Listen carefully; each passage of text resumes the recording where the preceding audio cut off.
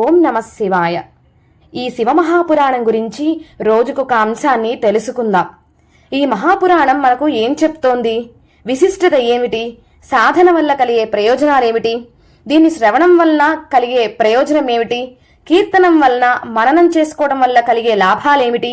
ఈ శివమహాపురాణం గురించి తెలుసుకుందాం. మన ఆంతరింగిక అన్ని విషయాలను ఇందులో తెలుసుకుందాం. ఈ శివమహాపురాణం వేదతుల్యం. ఇది తొలుత పరమేశ్వర నిర్మితం. త్రికాలవేది అయిన భగవాన్ వ్యాస మహర్షి కలియుగంలో పుట్టబోయే మనుష్యుల అలసులు, మందబుద్ధులు, అల్పాయుష్కులు అని తెలిసి 7 సంహితలు 24 శ్లోకాల సంఖ్యగా ఈ పురాణాన్ని సంక్షేపించారు. ఇది పురాణాలలో 4వది. అసలు ఈ పురాణ వాగ్మయం యొక్క పుట్టుక ఏమిటంటే, పరమేశ్వరుడు సృష్ట్యాది యందు శతకోటి శ్లోక విస్తరమైన ఒకే పురాణాన్ని నిర్మించారు. క్రమక్రమంగా కాలగమనంలో వచ్చే యుగభేదాలను అనుసరించి పుట్టబోయే మనుష్యులు అల్పతరాయులవుతారని జ్ఞానదృష్టితో పరికించి మహర్షులు అధ్యయన సౌలభ్యం కొరకు దానిని సంక్షేపించారు. ద్వాపర యుగాది మహర్షులు ఏకపురాణంగా ఉన్న దానిని శ్లోకాల సంఖ్యను సంక్షేపించి 18 పురాణాలుగా విభజించారు. అలా సంక్షేపించబడిన ఈ శివమహాపురాణంలో 7 సంహితలు ఉన్నాయి. పురాణాలన్నీ వేదతుల్యములే. ఈ శివమహాపురాణం వేదతుల్యం, శ్రేష్టతమం, మోక్షదాయకం, చతుర్విధ పురుషార్థ సాధకం, జీవన్ముక్తికారకం. అది దైవిక, ఆది భౌతిక, ఆధ్యాత్మిక దుఃఖ నివారకం, సకల కల్మషహారకం, దురితక్షయ నివారకం, మంగళప్రదాయకం, అఖండ అద్వైతానంద ఆత్మసాక్షాత్కార తారకం.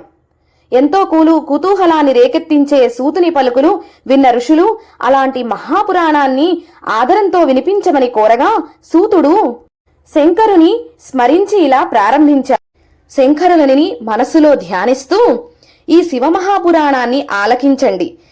దీనిలో భక్తి, జ్ఞాన, వైరాగ్యాలకు సంబంధించిన విషయాలున్నాయి. ఉపనిషత్తుల యందు సిద్ధాంతీకరింపబడిన సత్ అనగా పరబ్రహ్మ స్వరూపాన్ని గూర్చి విశేషంగా చెప్పబడింది. పూర్వకల్పం గతించి ప్రస్తుత కల్పం యొక్క ప్రారంభంలో 6 గణాలకు చెందిన మహర్షులు సమావేశమయ్యారు. వారిలో వారికి పరబ్రహ్మాని గురించి చర్చ జరిగింది. సమాధానం దొరకక అది వివాదంగా మారింది. అప్పుడు వారందరూ బ్రహ్మగారిని దర్శించి అంజలి బద్దులై వినయంతో ఇలా ప్రశ్నించారు. సర్వతత్వములకు అతీతమైన తత్వమేది? పురాణ పురుషుడు ఎవరు? పరుని కంటే పరుడెవ్వరు? అవ్యక్తానికి సైతం ఆధారభూతుడెవరు? బ్రహ్మగారిలా అన్నారు, మహర్షులారా, సావధానంగా వినండి. ఎవరి గుర్చి చెప్పటానికి వాక్కుకు సామర్థ్యం లేదో, ఎవరి మనస్సు కూడా ఊహించనేరదో, ఇంద్రియములు, పంచభూతాలతో కూడిన ఈ జగత్తు ఎవరి నుండి ఉద్భవిస్తున్నదో, త్రిమూర్తుల కంటే కూడా ఎవరు పూర్వుడో అట్టివాడు మహాదేవుడు ఒక్కడే. ఆయన సర్వజ్ఞుడు, జగదీశ్వరుడు. పరాభక్తితో ఆయనను దర్శించడం కంటే వేరే మార్గం లేదు. ఇంద్రాది దేవతలు పరాభక్తి తత్పురులై నిత్యము ఆయన దర్శనం కోసం ఎదురుచూస్తూ ఉంటారు. శివభక్తి ఒకటే మోక్షకారకం. లోకంలో చెట్టు నుండి విత్తనం, విత్తనం నుండి చెట్టు ఎలా ఉద్భవిస్తున్నాయో అలాగే దైవానుగ్రహం వల్ల భక్తి, భక్తి వల్ల దైవానుగ్రహం లభిస్తాయి. కనుక ఓ ఋషులారా, అట్టి మహాదేవుని అనుగ్రహం కొరకు మీరు భూలోకం వెళ్లి 1000 సంవత్సరాల దీర్ఘ సత్రయాగాన్ని అనుష్ఠించండి. భూలోకం ఒక్కటే కర్మభూమి. శివుని అనుగ్రహం వల్ల మాత్రమే వేద విద్యాసారమైన సాధనములు తెలుస్తాయి. మునులిట్లా అన్నారు, పితామహ, లోకంలో సాధింపవలసిన వాటిలో ఉత్తమమైన సాధ్యమేమిటి? దానికి ఉత్తమమైన సాధనమేమిటి? సాధకులెలా ఉండాలి? మాకీ సాధనా స్వరూపాన్ని గురించి చెప్పండి. బ్రహ్మగారి సమాధానం, శివపదము పొందుట ఒక్కటే సాధ్యము, శివభక్తి ఒక్కటే సాధనము. శివానుగ్రహం చేత సిద్ధించిన సంస్కారం చేత అనిత్యమైన ఇహలోక ఫలమునందు ఆసక్తి లేనివాడే సాధకుడు.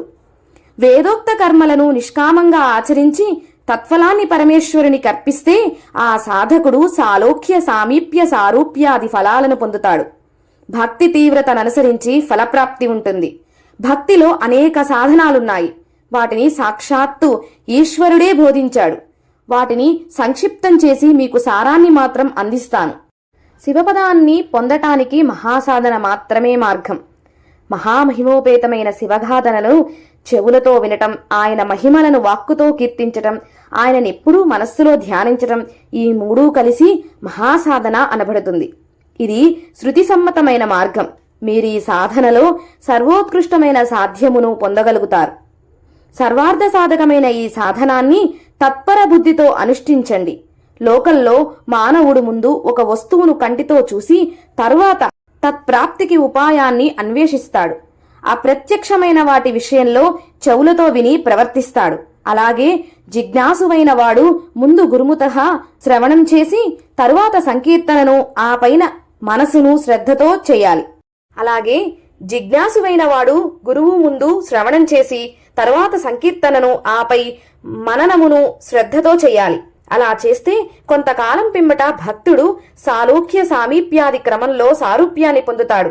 ఈ సాధనలో నిమగ్నమైన భక్తునికి ఏ రోగాలు సమీపించవు, వ్యాధులన్నీ నశిస్తాయి.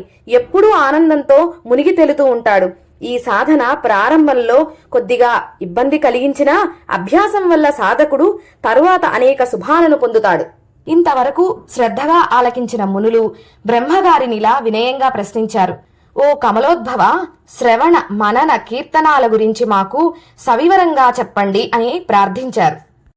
వారి ప్రార్థనలను మన్నించి శ్రద్ధాభక్తులను గమనించి పితామహుడు ఇలా చెప్పారు. మహర్షులారా, శివపూజ, శివమంత్ర జపం, శివుని గుణాలను, రూపమును, లీలలను, ఆయన అనంత కళ్యాణ నామమును వేద సమ్మతమైన యుక్తిగల మనస్సుతో సర్వకాల సర్వావస్థలయందు చింతించుటే మననం. సాధనలన్నింటిలో అత్యుత్తమైనది ఈ సాధన. శివానుగ్రహం కలవారికే లభిస్తుంది. శంభుని యొక్క ప్రతాప గుణ రూప లీలా విశేషణ నామ వైభవానన్నింటినీ వాద్య సహకారంతో రాగయుక్తంగా గాన రూపంగా కాని, వేదాధ్యాయన రూపం కాని, లేదా దేశ భాషలో స్పష్టమైన వాక్కుతో రసవంతంగా కీర్తనం స్థల కాల సందర్భ కారణాలతో నిమిత్తం లేకుండా పరమశివుని మంగళమైన గాథనలను హాయిగా చెవులతో ప్రియుడు ప్రియురాలి వచనాలను ఎంత ఆదరంగా వింటారో అంత ఆసక్తితో వినడం శ్రవణం. ఇది లోక ప్రసిద్ధమైనదే. సజ్జన సాంగత్యం వల్ల శ్రవణం సమకూరుతుంది. ఆపై కీర్తన అలవరుతుంది. తరువాత మననం సిద్ధించి ఈశ్వరానుగ్రహంతో సర్వమూ సిద్ధిస్తుంది. ఇంత మహత్తర విషయాలను ఇంతవరకు చెప్పి సాధన మహిమలను గుర్చి ఇలా చెప్పసాగారు. మునులారా, అసలు ఈ సాధన లోకంలో ఎలా ప్రవర్తించిందో దాని పూర్వగాథను చెబుతున్నాను వినండి. పూర్వం పరాశర మహర్షి కుమారుడు, నాకు గురువు అయిన వ్యాస మహర్షి సరస్వతీ నదీ తీరంలో ఆశ్చర్యకరమైన తపశ్చర్యలో మునిగి ఉండగా బ్రహ్మమానస పుత్రుడైన సనత్కుమారుడు భానుప్రభ భాసమానమైన విమానంలో గగనపథంలో సంచరిస్తూ యాదృచ్ఛికంగా నా గురువును చూచి భూమిపై అవతరించాడు. ధ్యానం నుండి లేచిన నా గురువు ఎదురుగా ప్రత్యక్షమై సనత్కుమారుని చూసి సంభ్రమాశ్చర్యాలలో భక్తి గౌరవాలతో నమస్కరించి అర్ఘ్యపాద్యాదులతో పూజించి దేవతాయోగ్యమైన ఆసనాన్నిచ్చి గౌరవించారు.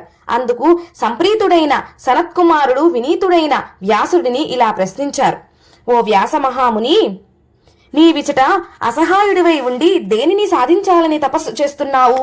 అలా ప్రశ్నించిన సనత్కుమారుని చూచి వెతకబోయిన తీగ కాలికి తగిలినట్లుగా సంతోషించి వ్యాసుడిలా తన మనస్సులో తపనను వెల్లడించాడు. సర్వజ్ఞ, వేద చోదితమైన ధార్మిక జీవనంలో చతుర్విధ పురుషార్థములైన ధర్మార్థ కామ మోక్షాలకు ప్రత్యేకమైన ఆదరణ ఉంది. మీ దయతో నేను వాటిని విస్తారంగా అనేక విధాలుగా స్థాపించాను. లోకమంతా నన్ను గురువుగా సేవిస్తోంది. అయినా మోక్ష మార్గాన్ని తెలుసుకోకుండా ఉన్నాను. ఈ విషయంలో నాకు స్థిరత్వం చిక్కలేదు, చాంచల్యం కలుగుతోంది అని చాలా ఆశ్చర్యంగా ఉంది, అశాంతిగా ఉంది. కారణం తెలియటం లేదు.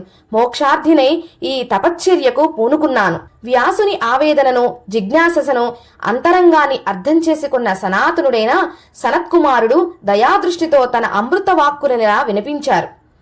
కుమారా వ్యాసముని, పూర్వం నేను కూడా మోక్షార్థినై చిత్త చాంచల్యంతో అనేక ఇతర సాధనాలతో మందర పర్వతం మీద తపస్సు చేశాను. నా తపస్సు ఫలించింది. శివాజ్ఞచే భగవానుడు దయాళువు సర్వసాక్షి ప్రమథ గణాధిపతి అయిన నందికేశ్వరుడు నా ఎదుట ప్రత్యక్షమై ముక్తి సాధనాన్నిలా ఉపదేశించారు. ఓ బ్రహ్మమానస పుత్ర, వేద సమ్మతమైన శివుని యొక్క శ్రవణ కీర్తన మననములే ఉత్తమమైనవి ముక్తి సాధనాలు. ఇది సాక్షాత్తు పరమేశ్వరుడే నాకు ఉపదేశించాడు కనుక వెంటనే వాటిని ఆచరణయందు ప్రవర్తించు, నీకు మంగళములు సిద్ధించుకాక అని పలుమార్లు బోధించి నందీశ్వరుడు అంతర్హితుడయ్యాడు. అని ఈ విధంగా సనత్కుమారుడు వ్యాసుని శంకను తీర్చి మోక్షోపాయాన్ని చెప్పి పరమశోభమైన బ్రహ్మలోకాన్ని చేరుకున్నాడు. కనుక మనం ఈ కలియుగంలో కార్తీక మాసంలో ఈ నెల రోజుల పాటు శివనామాన్ని స్మరిస్తూ ఉందాం, మనస్సులో ధ్యానిద్దాం, స్వామి రూపాన్ని ముద్రించుకుందాం. ఓం నమః శివాయ.